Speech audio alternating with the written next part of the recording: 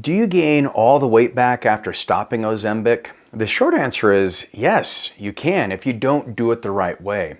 But I'm going to show you exactly how you can prevent all the weight from coming back on, and you can lose it for good and actually have more vitality, better fitness, and gain muscle mass. I'm going to share with you a strategic plan and show you how some of my clients have been able to not only lose the fat but gain muscle while taking these GLP-1s like Ozempic. By the end of this video, you're going to know exactly how to prevent the weight gain once you get off Ozempic and how to make yourself healthier in the process.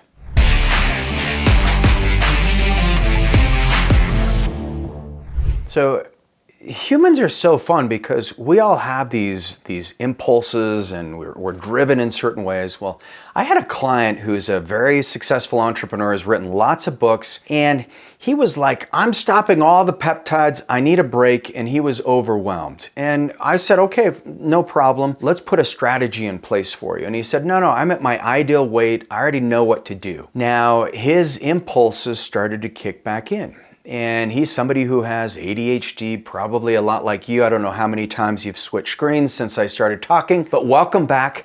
And what he realized is he said, man, now my hunger is back. And yes, I know how to eat and I know how to count my macros, because one of the things we do with all of our clients once they get on a GLP-1, something like Ozempic or tirzepatide or retatrutide, is we install a surveillance camera and a shock collar. And so that's how we train behaviors. Okay, I'm joking, we don't do that, but we do give them the framework so that you can actually succeed, but build in lifestyle habits that you can keep long after you're off these GLP-1s. The problem with Eric is I knew that he was putting himself at risk because he was going back into that environment, the same environment that allowed him to put on 40 pounds that he didn't want and get really sick and have fatty liver disease. I mean, he had reversed so many diseases over a short period of 12 months. And he just realized, like, I need to take a vacation from working on my health. And I reminded him, like, well, the fat accumulation doesn't take vacations, neither do diseases, and there's all these viruses, they don't take vacations, but he had to do what he had to do.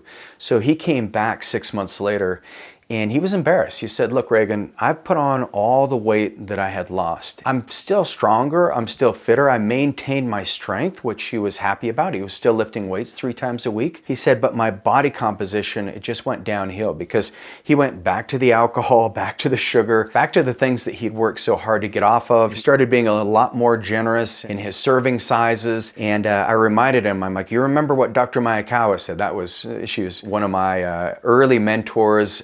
Dr. Mayakawa is 89 now. She's phenomenal, but she used to say, the greatest sin you can ever commit is overeating. And so I said, don't commit that sin, Eric. And he's like, I know, I've been overeating.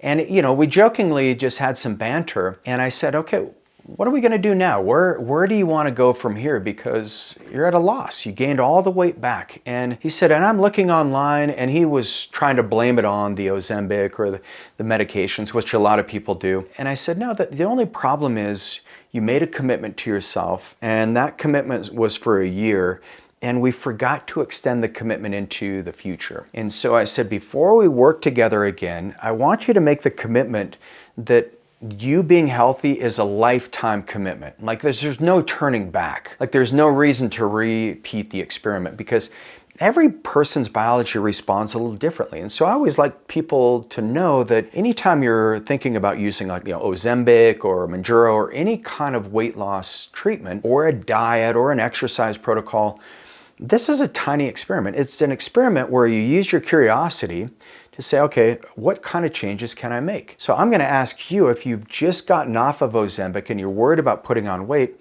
let's do a little experiment today, because if you think about what the GLP-1 does for your brain, first of all, it turns off that nagging little voice that says, I think you need a little snack, Regan. When I wrote my first book, it's called Your Health Transformation. It's a decent book. I mean, you don't need to go rush out and buy it. I think it's pretty good foundationally, but I ate probably 3 bags of chips every time I'd work on the book because I'd get so anxious and I'd have writer's block. And then I realized, like, I've got to stop this because I started gaining weight. And so I had to change my environment, and I had to identify with somebody who doesn't eat chips. And that was really hard. So I did a tiny experiment. I said, I'm going to get rid of chips for a week and work on my book without having any kind of distraction from chips.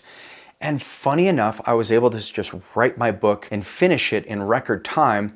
And my editor was like, how did you write so much this weekend? I'm like, I didn't have access to chips. So that's same thing we did with Eric. We said, hey, look, we're going to have to get rid of these things, these triggers in your life. And so we had to clean out his office, clean out his house. He actually got his wife in. It kind of felt like intervention. So I got his kids on. I'm like, all right, kids, if you see dad messing up, shame him. Make him feel really guilty and small. No, all right, I didn't say that. But the thing that you want to have if you're noticing the weight is coming back, create support around you. So Eric had Nikki, our fitness trainer. He had Becky and Avery putting together these meal plans, and he loved it. He started feeling really good. We also started getting him doing exercises that he enjoyed, because if you want to stick with exercise for the rest of your life, you need enjoyable activities. Like, I love mountain biking.